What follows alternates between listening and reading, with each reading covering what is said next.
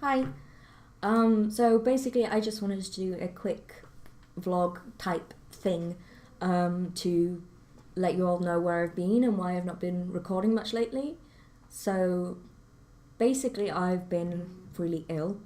I don't know if ill's kind of the right word for it, but there's kind of a lot going on at the minute. I've been saying a lot, sorry.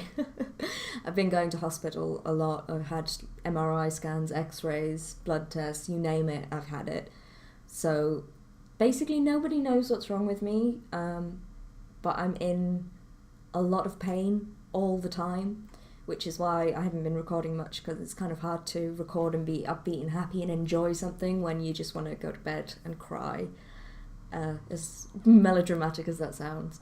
The other reason obviously is that I'm also a full-time uni student. I do like 30 hours a week, so it's basically a 9 to 5 job. There we go again, that I'm doing. So when I'm well enough to go into uni, obviously I can't record because I'm busy, and when I'm not well enough to go to uni, I can't record because I feel like shit. So that's basically why you haven't seen me in a while. I don't want to go into too many details, and I don't want this to be like, I don't want people to pity me. This isn't about pity. This isn't about, oh, poor you, Hawke, you've been going through a really hard time, everything's really hard for you, blah, blah, blah. I just want to be kind of factual, especially if anyone from my uni is watching this, about what's going on with me, basically. So, as I already said, I'm in pain a lot, all the time. It ranges from kind of sort of annoying headache levels of pain to complete and utter agony.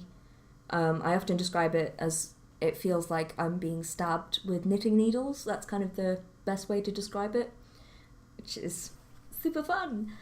So that's kind of my day-to-day existence. I can't sleep because I can't lie down on my back without severe pain. I can't lie on my sides without my hips hurting. So I kind of have to lie there for as long as physically possible and hopefully sleep for a little bit. And then when the pain gets too much, I have to get up.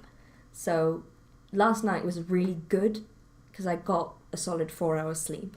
And that's kind of the best that I've had in over a year at this point. Unless I'm really ill and I just get knocked out for hours and hours and hours. Then I wake up and there's so much regret.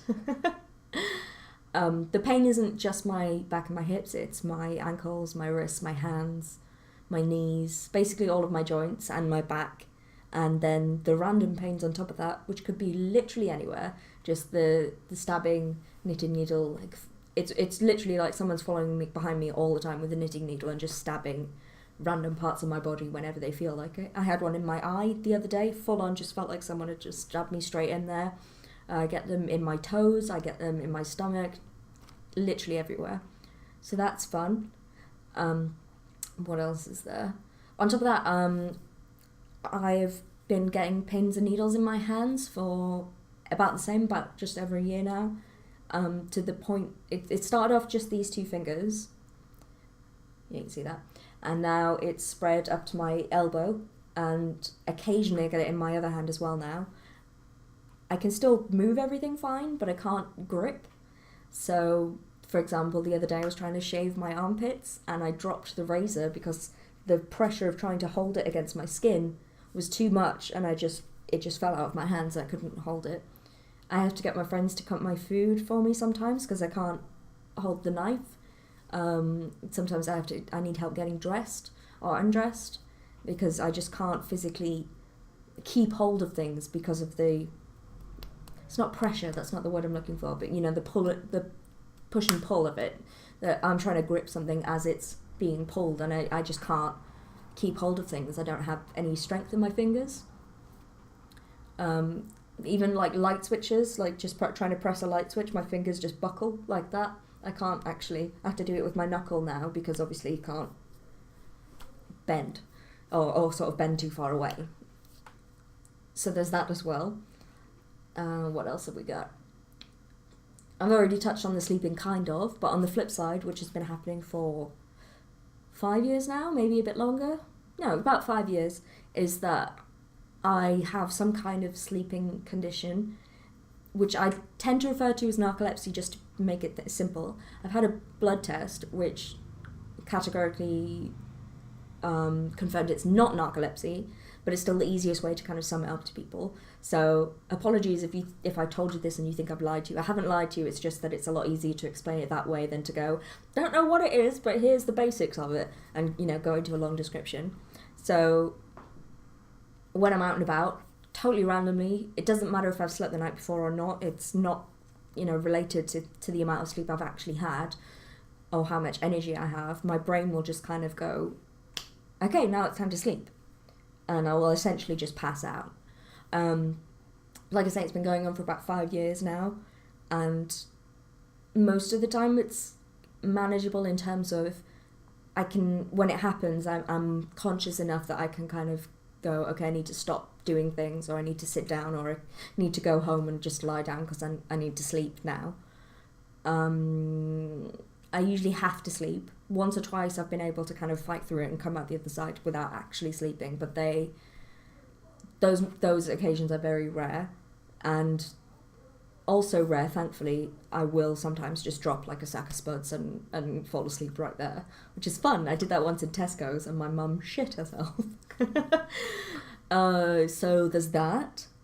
And then a lot of people probably know a little bit about this already, but there's the mental health side of things as well. I've had depression, PTSD, whatever personality disorders. I get diagnosed with so many different things, who knows what it is, but depression-like things, mental health problems since about 11 or 12. There's always been kind of the depression side of it, and then the PTSD was added when I was about 16, and the other things kind of interweave with it as well. At the minute, the doctors are not trying to diagnose me with, but trying to see if I have BPD, which is fun.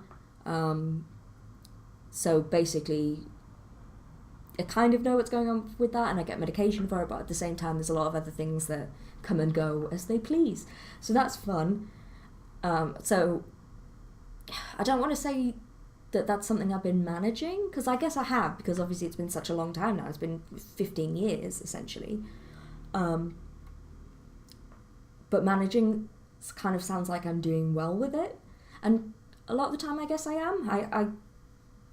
I hope I am. I don't always feel like I am, but then I look back and I go, well, you know, actually, you managed to live on your own for 2 years. You went to university, you did this, that, and the other. And yeah, I managed that. That's something that I need to learn how to appreciate more, because I'm not very good at kind of rewarding myself and giving myself that moment to be like, actually, you can be pleased with yourself for that. You can be proud of that. So that's something that I'm kind of learning as I go, hopefully, because I'm always very, very hard on myself.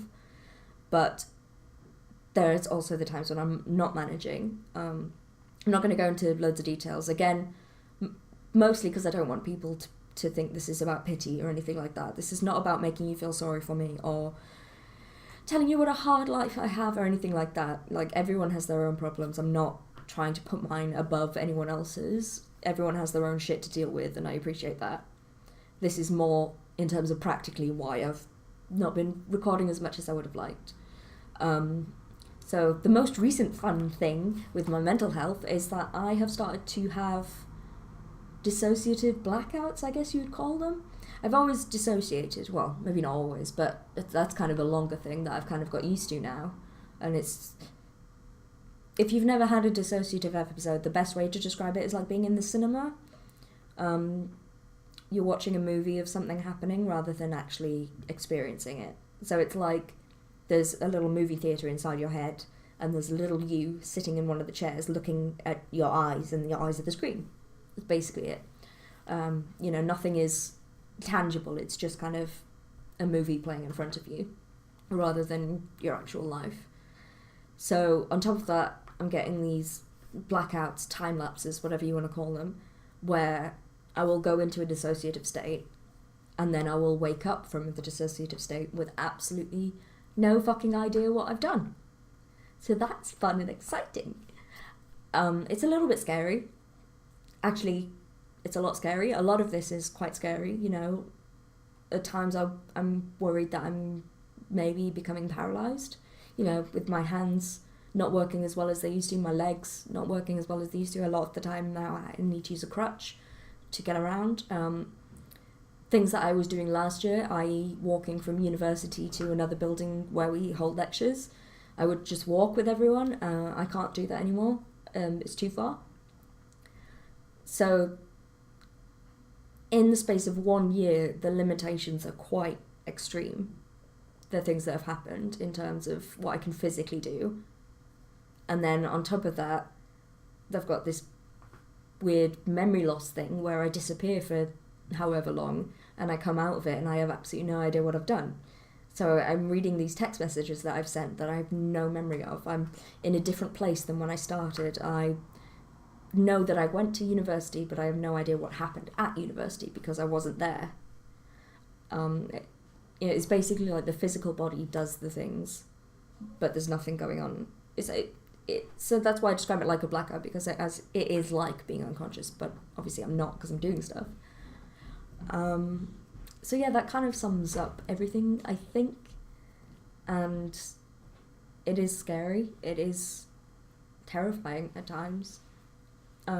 Especially with, and this isn't to complain about the NHS, like they've stretched thin. The people doing the work are doing amazing things. It's just that the budget and government and all that crap. I'm recording!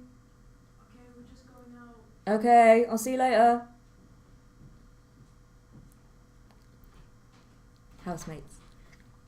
Amazing boys, since they've come up. They have been absolute angels. I honestly don't know how I would have made it this far into university. I'm literally 2 months into my second year. I don't know how I would have made those 2 months without those two boys. Just saying, since they came to the door. Anyway, what was I saying? I can't remember. Yes, NHS, that was it. So yeah, I'm not ragging on nurses and doctors. They're all doing amazing things. That's not what this is about. But, waiting lists and things like that, it just takes so long to do anything. Like I say, I've been having mental health issues for 15 years. I'm still yet to get any kind of long-term therapy or counselling or whatever of any kind. I've had the occasional session here and there, but I've never had just kind of a long-term thing that's like really been able to go in depth and help me, because I don't want to be on medication for the rest of my life, and I don't want to keep taking things every day that could lead to kidney failure and all that kind of thing, weirdly. The sleeping thing has been 5 years now, and it's taken 3 years or so for the doctors to actually look into it. That pissed me off. A lot of the time I would try and mention it and it would just be completely brushed off. Like, oh, you're tired, poor you, move on with your life kind of thing. And it literally took years, and it took me breaking down and crying in the doctor's office for them to actually listen to me and go, actually, hold on, maybe there is something going on here. Because, believe it or not, it's not normal to pass out in the middle of the street. So that was frustrating. And it's been 5 years, and then for the pain thing, it's been a year. And actually, all things considered, with the physical stuff that's been going on, I have been seeing, I've been seeing doctors. They put me on medication. I've been referred to specialists and had this, that, and the other test done. Like, a lot has happened, but it's still taking this long to actually get to a diagnosis, let alone a cure or some kind of proper management. So that's kind of where I am right now, just sitting in a bit of a limbo state, waiting for things to happen. And that's why I've not been posting videos much, really. So that was a very long video to say I'm a lazy piece of shit and I haven't done many videos. I apologise. I will get back to Uncharted. I'm not leaving it there. Don't worry, I will. I did try and record some a couple of weeks ago, but it just wasn't happening because the Wi-Fi was really pissed off at me. I was trying to do a live stream, just didn't work. Hopefully very soon you'll be seeing my videos of Spyro, which arrived today, which I'm very excited about. So I've played a bit of that and I've recorded some of that for you. And fingers crossed, now that I'm kind of in a plateau of getting used to what's going on, even if it's not great, I'm kind of managing it better, hopefully. Fingers crossed, there's that word again. And hopefully I'll be able to do more regular videos for you again, which is what I want to do. So thank you for listening, I guess. It was a bit of a weird one. I might do more vlogs in the future, I don't know. They won't all be about, oh, woe is me, hospitals are so hard. It won't be all that. It will just be random stuff that I want to talk about, I suppose, if I do them. So thanks for watching. I'll see you in the next one. Bye.